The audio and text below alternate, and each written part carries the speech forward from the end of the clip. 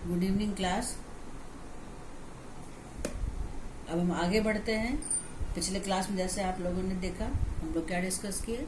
हम लोग methods of teaching discuss किए। कितने सारे मेथड्स ऑफ टीचिंग थे? 13 मेथड्स ऑफ टीचिंग मैथमेटिक्स के लिए हम लोग डिस्कस किया। इन्हीं 13 मेथड्स में से हम लोग चुन के मैथमेटिक्स को पढ़ाते हैं। आज हम इसमें से एक बहुत इम्पॉर्टेंट मेथड है, वो है इंडक्टिव मेथड। इसके बारे में बात करते हैं। इंडक्टिव मेथड क्या है? इंडक्टिव मेथड असल में ऐसा है कि यह आगमन विधि जो है बहुत कुछ मिलता जुलता है, बल्कि हम कहेंगे कि हमने जो है सो असल में मैथमेटिक्स और फिलॉसफी का एक बहुत क्लोज संबंध है। तो आगमन विधि फिलॉसफी वाले आगमन से ही रिलेटेड है, और जिसमें हम ये करते हैं कि हम जो सो हमारे पास जो नोन फैक्ट्स होते हैं, जिनको हम जानते हैं, उनको ऑब्जर्व करके अननोन को एस्टैब्लिश करते हैं। जैसे फार्मूला एस्टैब्लिश करते हैं, जो हम लोग प्योर मैथमेटिक्स में देखते हैं, इंडक्शन मेथड। इंडक्शन मेथड क्या है? हम लोग इंडक्शन में देखते हैं कि this is true for 1, this is true for 2, this is true for 3। तो फिर हम कहते हैं कि आगे के लिए भी ये जो है सो सही होगा, और फिर हम उसको प्रूव करते हैं कि आगे के लिए भी सही है। अगर वो हो गया, ट्रू हो गया, तो हम कहते हैं कि दिस इज़ अ फार्मूला। तो उस मेथड उसी जैसा ही हम आगमन विधि को इस्तेमाल करते हैं। इंडक्टिव मेथड जो है, इसमें क्या होता है कि ये जो है सो इंडक्शन में थ्योरी ऑफ इंडक्शन पे जो है सो डिपेंडेंट है। दूसरा के आधार पे है। दूसरा कि induction means proving a universal truth or theorem by showing that if it is true in any particular case, it will be true in the next case in the same order। ये हम follow करते हैं, इस नियम को follow करते हैं। एक यूनिवर्सल ट्रूथ और थ्योरम को हम लोग जैसे एस्टैब्लिश करते हैं इसके थ्रू, जब हम देखते हैं कि कोई एक चीज़ ट्रू है किसी खास केस के लिए, तो फिर वो उन सारे केसेस को ऑब्जर्व करते हुए हम उसको जनरलाइज करते हैं, और हम कहते हैं कि this is true for the next case in the same order. इसी थियरी को फॉलो करते हुए हम थ्योरम्स को, लॉ को, यूनिवर्सल ट्रूथ को एस्टैब्लिश करते हैं। ये आगमन विधि है, इसी आगमन विधि कहते हैं। So in this method the rules and formula are established after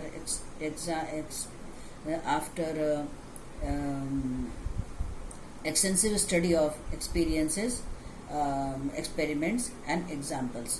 बहुत गहन छानबीन के बाद, एक ज़बरदस्त ऑब्जर्वेशन के बाद हम उसको जनरलाइज करते हैं, और जनरलाइज करके उसको जो है सो हम एक फार्मूला के थ्रू रूल्स और फार्मूला के रूप में इस्टेब्लिश करते हैं। The best part of this method is that the child is made to establish the formula by himself और हरसेल्फ।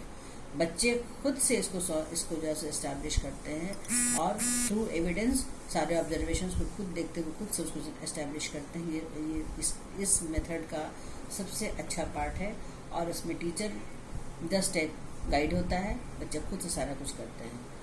तो इसलिए ये बहुत अच्छी विधि है। शुरुआत करने के लिए बहुत अच्छी विधि है।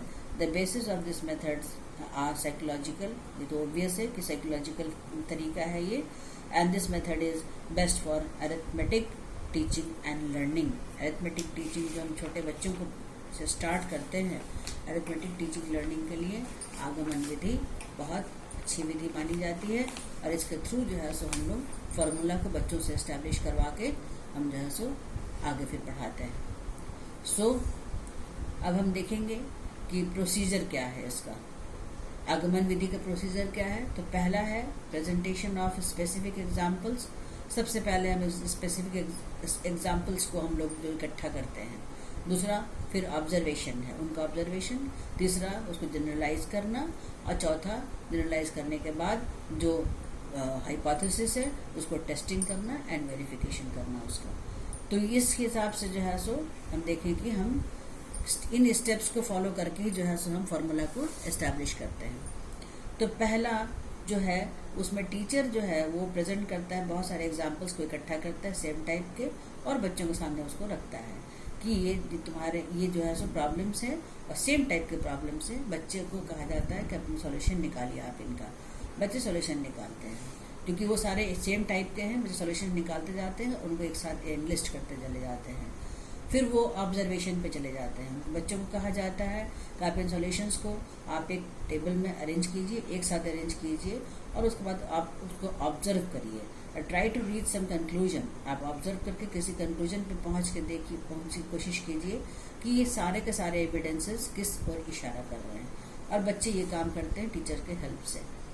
फिर जनरलाइजेशन होता है। उसके बाद जनरलाइजेशन में क्या करते हैं कि अब जब बच्चे ऑब्जर्व करने के बाद सारा कुछ एक खास कंक्लूजन में जब आ गए, उसके बाद जो है सो हम क्या करते हैं कि हम तब टीचर के हेल्प से ही हम उन चीज़ों, उस ऑब्जर्वेशन से जो कंक्लूजन आया उसको हम जो है सो एक उसको एक फार्मूला के तौर पे जो है सो या प्रिंसिपल के तौर पे, लॉ के तौर पे उसको जो है सो बाय लॉजिकल डिस्कशन उसको एस्टैब्लिश कर देते हैं, बच्चे कर देते हैं।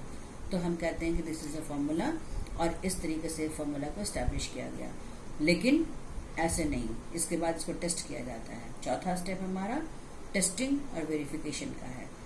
अब हम सेम टाइप का एक सिचुएशन क्रिएट करते हैं और क्रिएट करके उस कंक्लूजन उसके बाद जो है सो बच्चों को हम कहते हैं कि आप उसको वेरीफाई कीजिए और वो बच्चे उसको फिर उस एक नेक्स्ट किसी सिचुएशन में उसको वेरीफाई करते हैं। अगर सेम रिजल्ट उनको मिल जाता है तो हम कहते हैं कि अब टेस्टिंग भी हो गई, वेरिफिकेशन भी हो गई। Now this is an established law और फॉर्मूला और प्रिंसिपल।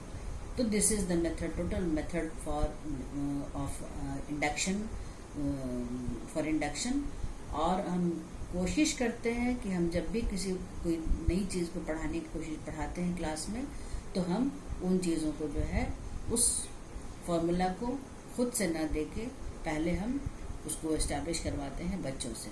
बाय डिफरेंट एविडेंसेस देके बच्चे ही उसको एस्टैब्लिश करेंगे और फिर हम कहेंगे, फिर हम उसको जो है सो देखेंगे कि देखो ये एक फार्मूला आ गया। उसके बाद डिडक्शन मेथड से उसको फिर हम लोग सॉल्व करवाते हैं। सो इंडक्शन मेथड बहुत बहुत बहुत इम्पॉर्टेंट है और ये बहुत अच्छा है, बहुत अच्छा मेथड है और इसको हमको बहुत हमेशा जरूर अडॉप्ट करना चाहिए एज ए मैथमेटिक्स टीचर। और बच्चे इसमें बहुत कॉन्फिडेंट होते हैं, बहुत खुश होते हैं और ये सब कुछ उनके लिए गेम जैसा होता है। तो ये बहुत मज़ेदार है और हमको इसको ठीक से समझ के इसको फॉलो करना चाहिए। Thank you.